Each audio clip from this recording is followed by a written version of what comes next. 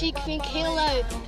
En nu Memphis vind ik heel leuk. En ik luister die best wel vaak al. Nou, dat weet ik. Nou, ik hoor die dus net beslist is, maar als het leuk vindt, dan wil ik het wel, hè. Nou, ik kom wel aan een cassette van Pieter Wilkes, omdat ik het een hele leuke zanger vind. En dat hij mooi frisse versjes had. Ik wil een privé-cassette winnen van Pieter Wilkes omdat de Nederlandse taal vertegenwoordigt. De Friese taal vertegenwoordigt. En ik ken er allemaal voor, ken zijn muziek en allemaal afkomstig. Terwijl dat er van sommige liedjes niet eens van die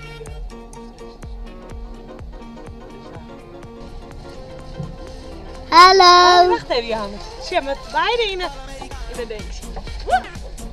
Zo. Waarom wil wij naar een privéconcert van Pieter Wilkes? Vertel het maar.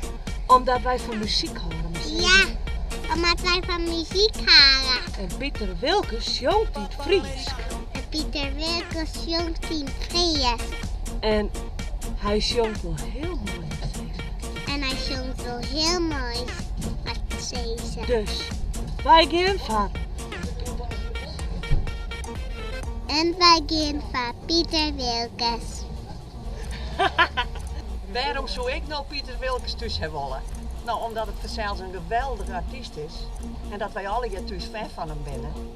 En naast dat hij zo'n mooi jongen kent en gitaar speelt, is dit dan een hele aardige vent. Dus ik zou zeggen, Pieter, kom op. Kom bij u op een brege lenen en dan maak je er een feest van.